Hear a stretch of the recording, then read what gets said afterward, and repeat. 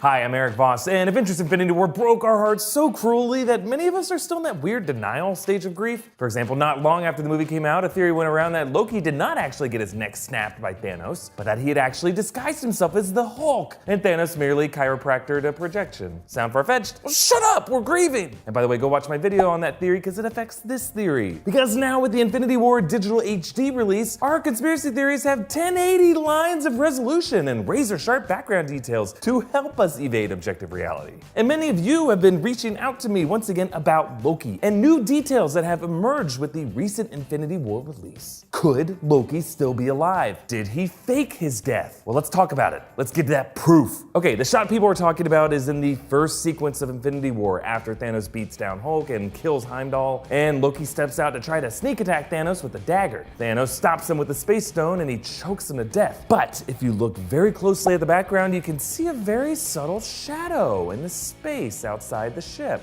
Some have said that that shadow could be Loki. Loki perhaps wearing his signature war helmet with the large horns that curve upward. The idea of this theory is that this Loki that we see die is just a projection, and that the god of mischief is observing this all go down from outside the ship. It's kind of like that Hulk Loki theory, just without the Hulk part. Now, it's not just the shadow that the theorists are buzzing about. There were Loki's final words to Thor earlier in the sequence. I assure you, brother, the sun will shine on us again. And people are wondering why Loki, as a brilliant tactician, would think just jabbing a dagger at Thanos would work, or why he would use his left hand, since they argue most other times he appears to use his right hand. And I gotta admit, while I rewatched this scene, Loki's eye line might be a little too veered to the left, possibly past Thanos' eyes to the real version of himself outside. Now look, I have been fooled before by Marvel, and Loki hasn't done himself any favors in the past by faking his death before and masquerading as other characters, so let us at least try to give this theory its due. What would this mean for Avengers 4? Well, it would vindicate Loki's dying words to Thanos.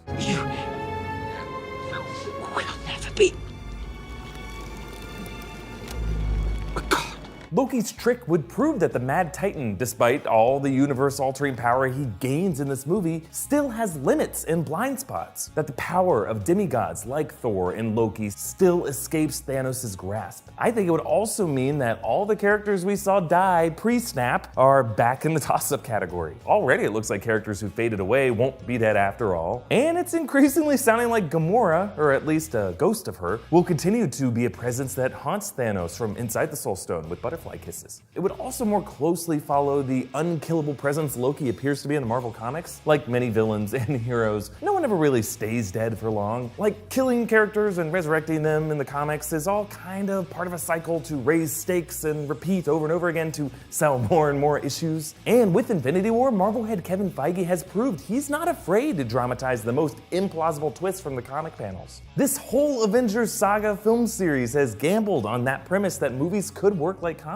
And that gamble has paid off. Here's the issue though. This Avengers Infinity War digital release didn't just enable us to scour the background for high-res details, it also included a pretty good commentary track by the filmmakers. And when it came to the decision to kill off Loki, this is what they said. Director Joe Russo said, part of what we wanted to do out of the gate was to unsettle you as you're watching the film. You're sitting in the theater thinking most characters in the Marvel Universe have been safe for a decade. And we wanted to knock you off kilter and make the audience understand that the stakes were going to be significant and the cost was going to be very high in the movie. So they wanted to show Thanos immediately taking out the current reigning champ, the one major villain who still managed to get away. All to declare that there is a new, even more dangerous villain in town. So those are real emotional stakes that the writers and directors thought long and hard about. And it just makes too much sense for this all to be some cover story for a really implausible fake death twist. That would probably piss everyone off. And sorry to rain on this parade too much, but that shadow outside the ship, it looks a lot like the floating pieces of debris that we saw at the beginning of the sequence, drifting away from the Asgardian ship as Thanos' forces attacked. So this might just be another case of that hanging munchkin in the background of the Wizard of Oz theory. You remember that fan theory? That was the one where people thought that they saw a munchkin hanging himself in the background of a scene of the Wizard of Oz, all out of some weird unrequited love with Judy Garland. Turns out, no, it was just a big stupid bird, which the set dresser released into the set for the scene. The reason this theory exists this as some jerk edited footage to add a shadow in the shape of a hanging body that made the rounds in the 90s and left a ton of people convinced that a bunch of actors and set crew people and editors and directors are all incapable of seeing a hanging body prominently in the background of a movie. Even though, by the way, this would have been impossible because all the Munchkin scenes were shot way later in production and none of these actors would have been on set yet. But guys, the truth is boring. And besides, both parts of that theory were wrong. That hanging Munchkin was totally just Loki. He's using the time stone to go back in time to 1938. A time stone that was also just a projection when Doctor Strange gave it to Thanos. Thanos, by the way, was first spotted lumbering around in Northern California in the 60s, 9/11.